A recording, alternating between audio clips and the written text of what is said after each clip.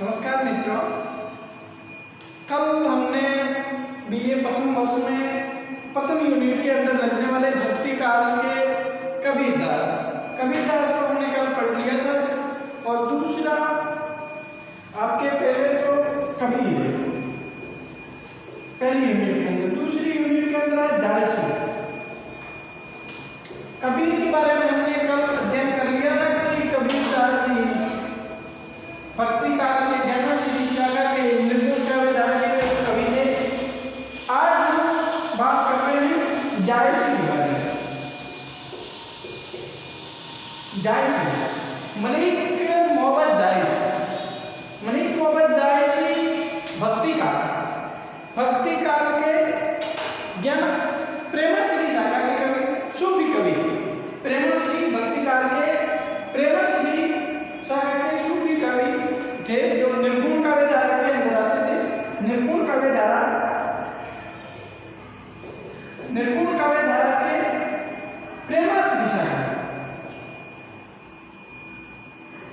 प्रेमश्री शाखा के निर्गुण कवि थे।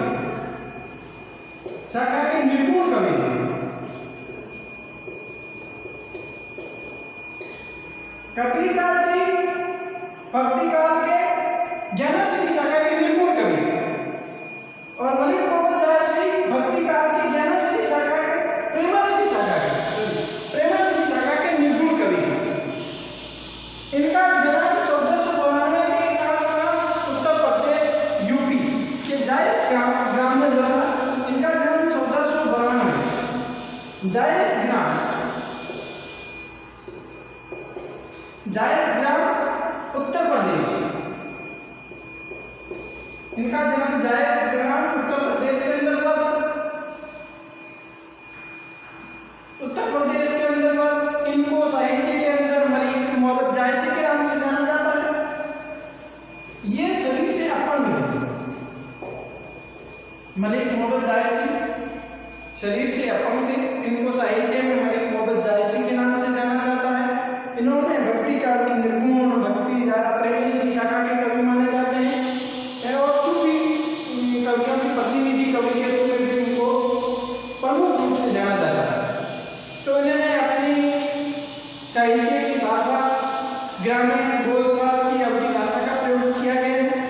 इन्होंने कई रचनाएं लिखी थी जिसमें से इनका प्रसिद्धि का आधार उनका प्रमुख ग्रंथ महाकाव्य इनकी प्रमुख रचना है। अगर रचनाएं की बात करें तो प्रथम रचना है जो सबसे प्रसिद्धि प्राप्त है पद्मावत ही मलिक मोहम्मद जायसी की प्रसिद्धि का आधार है। पद्मावत महाकाव्य अवधी भाषा में लिखा गया है। अवधी भाषा में लिखा गया महाकाव्य है। ये दोहा सोपाई से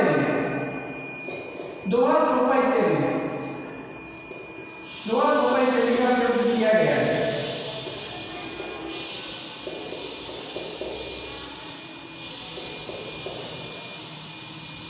मलिक मोहम्मद जायसी की प्रमुख रचना में से पद्मावत अवधी भाषा में लिखी गई है। दोहा सोपाई शैली का इसमें प्रयोग किया गया है। इनका प्रसिद्धि का आधार पद्मावत रहा है। पद्मावत एक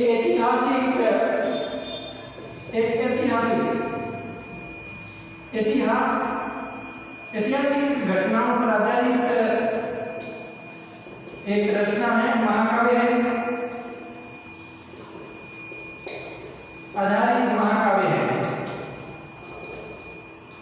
एक ऐतिहासिक घटनाओं पर आधारित महाकाव्य है जिसमें आध्यात्मिक कवि, इसको आध्यात्मिक कवि भी कहा जा सकता है, जिसमें राजा रतन सिंह चित्तौड़गढ़ के और पद्मावती या पद्मिनी सिंहद्वीप की राजकुमारी की कथाओं का वर्णन किया गया है।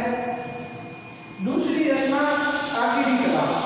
इनकी दूसरी रचना है आखिरी कला।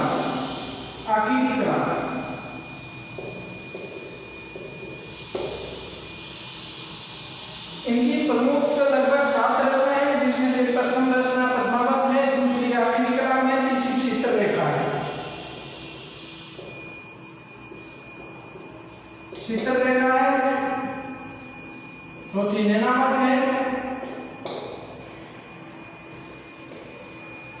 पद्मावत है, आखिरी कलाम है, चित्रलेखा है, नैनावत है और कहरनामा है। कहरनामा इनकी यह प्रमुख रचना है जो अवधी भाषाओं के अंदर इनका प्रयोग किया गया है। प्रमुख रचना है जिसमें से प्रथम रचना पद्मावत, आखिरी कलाम, चित्रलेखा, नैनावत, कहरनामा, एक नजरनामा भी है। इनकी यह प्रमुख रचना है जिसमें से प्रमुख रूप से इनको प्रसिद्धि पद्मावत के बारे में ही मिली है कि प्रमुख रचना पद्मावत में राजा रतन सिंह है। रतन सिंह और पद्मिनी और नागमती, हीरामन तोता और राघव सेतु आदि के बारे में कथाओं का वर्णन किया गया है। इनकी भाषा अवधी है, 200 शैली का प्रयोग किया गया है, एक ऐतिहासिक घटनाओं पर आधारित है। इसको एक आध्यात्मिक रूप में लिखा गया है जिसमें से राव रतन सिंह को आत्मा का प्रतीक बताया है। इसमें रतन सिंह, चित्तौड़ का राजा रतन सिंह को आत्मा का प्रतीक बताया गया है और पद्मिनी या पद्मावत या पद्मिनी को परमात्मा का प्रतीक बताया गया है। इसमें हीरामन तोता को गुरु बताया है।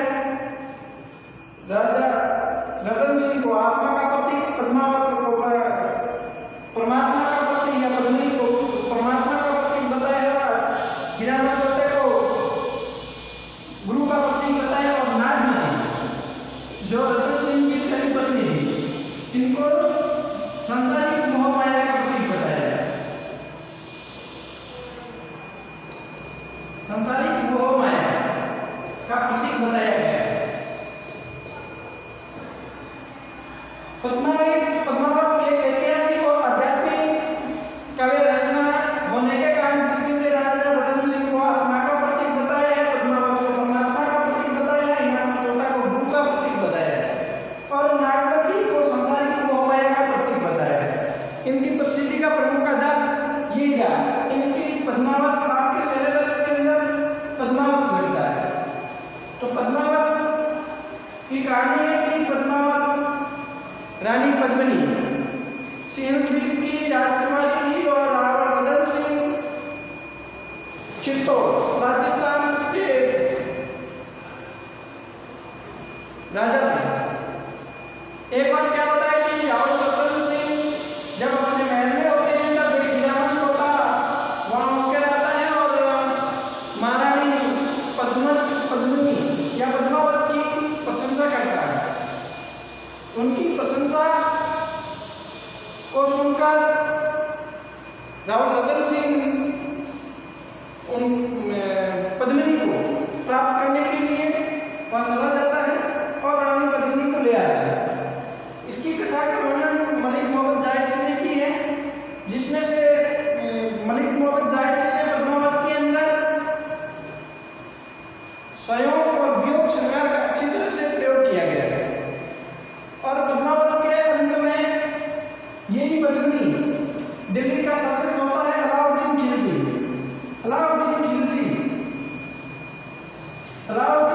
के पास जाता है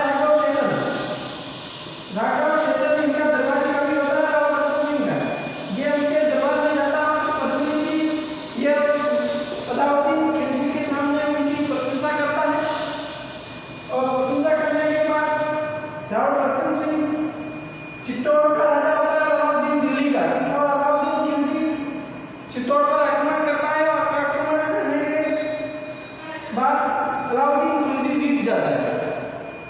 और अंत में इनकी कहानी